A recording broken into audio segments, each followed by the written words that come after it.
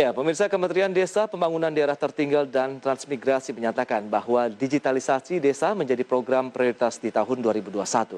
Kemendes PDTT pun akan fokus dalam memaksimalkan alokasi dan penggunaan dana desa guna mendukung program digitalisasi desa.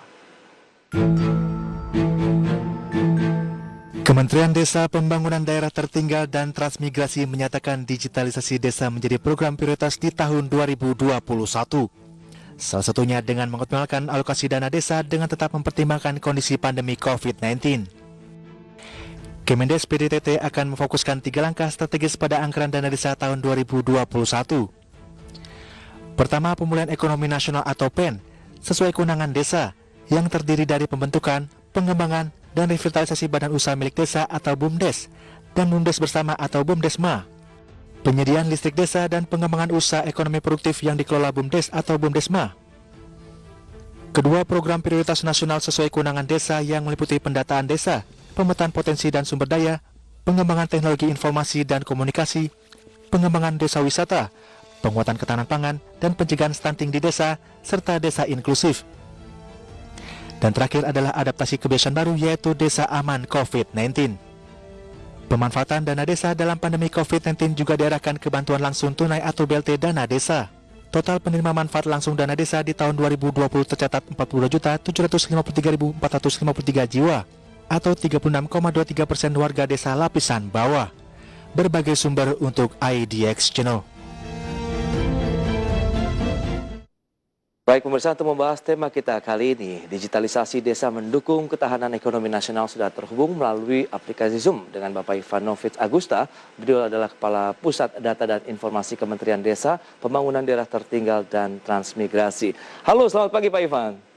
Selamat pagi Pak. Baik, apa kabar hari ini? Salam sehat juga Pak Ivan. Ya, ini masih semangat ini pagi hari ini.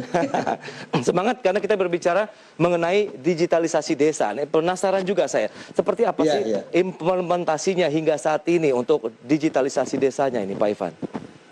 Ya, sebetulnya Kementerian Desa itu sejak berdiri, bahkan mulai sangat menguat di tahun 2018 itu, meyakini bahwa ketersediaan internet yang ini selaras dengan revolusi industri 4.0 itu akan sebetulnya akan merevolusi pengetahuan di desa gitu ya. Oleh sebab itu selama beberapa tahun dana desa diprioritaskan untuk pengembangan internet dan aplikasi di dalamnya. Jadi Kementerian Desa tidak membangun sendiri ya.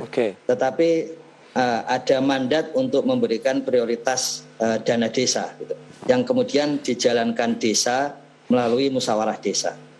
Kalau kita hitung ini Pak, antara 2015-2019 itu ada 47,3 miliar yang digunakan desa untuk aplikasi. Ya. Jadi rata-rata 9,9 miliar per tahun. Sementara untuk bangunan internet dan langganannya itu 130 miliar. Itu desa yang menganggarkan itu. Itu rata-rata berarti 26 miliar per tahun. Untuk tahun lalu pada masa COVID itu ada banyak aplikasi ya, yang kemudian dikelola desa, sehingga desa ada kegiatan-kegiatan seperti dari pelatihan sampai pembelian gadget gitu. Itu senilai 11 miliar. Kemudian internetnya, langganannya juga 26,1 miliar. Untuk tahun ini ada perubahan yang agak mendasar. Untuk aplikasi tetap 10,1 miliar sampai bulan Juni kemarin. Sementara internetnya sedang turun ini Pak, 1,7 miliar. Tapi ini kemungkinan karena belum dilaporkan ke Kementerian Keuangan. Nanti biasanya tetap di angka 26 miliar per tahun Pak. Baik, Pak Ivan, seperti apa sih sebenarnya pengembangan dari desa-desa yang akan go digital begitu? Penasaran juga kan, karena banyak orang ingin tahu dari masyarakatnya sendiri, kemudian infrastrukturnya sudah siap sih kira-kira begitu untuk bagaimana desa menuju digitalisasi begitu? Ya sebetulnya kalau di level kebijakan itu Gus Halim menyampaikan perihal SDGs desa ya. Dan itu salah satu tujuannya adalah supaya ada kerjasama atau networking ya antar desa. Dalam hal kerjasama itu ada dua aspek. aspek sosial ekonomi. Jadi di dalamnya ada sasaran-sasaran untuk investasi, kerjasama bisnis, dan aspek fisik yaitu networking digital. Ya. Jadi kebijakannya seperti itu, dan diimplementasikannya selain dana desa tadi, itu juga ada Smart Village. Itu kalau ini dari Kementerian Desa untuk 5.000 desa yang isinya itu adalah membagikan infrastruktur baik internet maupun aplikasi di dalamnya gitu. Kemudian dibantu Kementerian Kominfo untuk infrastruktur yang berat seperti pemancar. Ya. Dan desa sendiri sudah mengembangkan, Pak. Jadi Kementerian Desa mendukung. Dan ini ada yang menarik ini, bahwa misalnya e-commerce yang dilakukan oleh desa-desa sendiri itu sedang berkembang. Baik. Dan polanya serupa, Pak.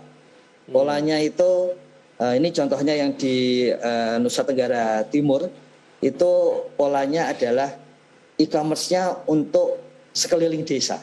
Oke. Kemudian di NTB juga begitu, desa dan sekitarnya, juga di wilayah Jogja. Dan itu punya keuntungan, itu ada relung pasar yang diambil oleh e-commerce desa karena bisa tanpa logistik, ya. Jadi logistiknya itu ojek lokal. Iya. Kemudian bisa juga untuk menjual barang sehari-hari yang mestinya kalau pakai e-commerce besar itu bisa busuk dan sebagainya. Baik, Pak Nah, Ivan. itu ya. Adakah fokus di desa-desa tertentu yang memang akan diarahkan menjadi desa digital begitu? Apakah seluruh desa yang akan dikembangkan? Dan bagaimana juga dengan kesiapan infrastrukturnya? Mengingat juga masih banyak ribuan desa yang belum tersentuh dengan fasilitas internet. Ya, sebetulnya BPS sudah mendata, Pak. Jadi desa yang belum terjangkau internet itu tahun 2018 ada 13.252 desa.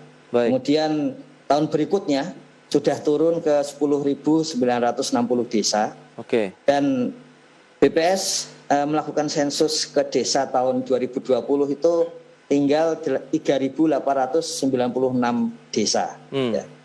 Dan desa-desa itu juga sudah terbiasa dengan aplikasi. Jadi ada 50.000 desa lebih yang di situ dicatat oleh BPS menggunakan aplikasi. Ya. Jadi sebetulnya benar bahwa masih ada desa yang belum terjangkau internet dan belum familiar dengan aplikasi, tapi proporsinya semakin sedikit.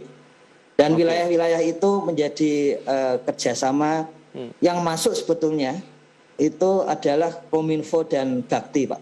Ini untuk infrastruktur. Ya. Sementara Kementerian Desa mendukung dengan memastikan ada prioritas dana desa yang bisa digunakan untuk internet. Karena dengan menunjukkan ada prioritas itu desa lebih leluasa untuk membelanjakan untuk internet dan fasilitasi telematika yang lain. Gitu. Baik, dari Kemendes PDTT sendiri, adakah proses pendampingan juga kemudian dalam rangka sosialisasi, kemudian edukasi kepada masyarakat desa dari sisi penggunaan internet? Karena kita tahu juga kan ada manfaat dan juga negatif dari penyebar luasan akses internet juga kepada masyarakat, apalagi yang di pedesaan ini, Pak Ivan. Ya benar, Pak. Jadi ada 35.000 pendamping saat ini ya, ke seluruh desa. Dan mereka memang salah satu tugasnya itu adalah kalau istilah di dalam pemerintahan itu sosialisasi gitu. Tapi sebetulnya yang dilakukan di lapangan ya bercengkrama dengan masyarakat, menggunakan internet seperti itu. Itu kalau kita lihat ini ada daily report dari pendamping desa itu mencapai lebih dari 75% waktu kerja pendamping digunakan untuk itu. Oke. Ya. Berarti 75% di lapangan begitu ya, Pak Ivan? Benar, Pak. Kemudian di samping itu sekarang kita sudah mengetahui, Pak, secara persis gitu, boleh dikatakan secara persis. Tidak hanya fasilitas yang untuk melayani, Pak, tidak hanya dari aspek supply, tapi dari aspek demand. Ya. Jadi misalnya sampai sebulan yang lalu, itu di tanggal 20 Juni, ya, karena ini belum dihitung kembali, itu terbaca bahwa 25.900.000 951.701 warga desa itu aktif berinternet setiap hari. Wow, banyak juga ya Pak. Ya, jadi kita sudah bisa mengetahui tidak hanya suplai tapi demand-nya Pak. Baik. Kebutuhan internet bagi desa dan warga desa. Nah itu yang didatangi oleh para pendamping. Oke. Ya, ada by name by address yang didatangi pendamping untuk ya bercengkrama tadi supaya aspek negatif internet dikurangi. Berarti masih ada 3.000-an lagi begitu desa yang harus dituntaskan untuk bagaimana akses internetnya, kemudian tadi proses pendampingan juga yang masih berlangsung, kemudian demand-nya masih tinggi. Lantas bagaimana upaya-upaya pemerintah untuk mengangkat desa melalui digitalisasi ini sekaligus juga menopang perekonomian nasional Pak Ivan. Tapi tahan dulu jawabannya, kita akan jeda dulu sebentar.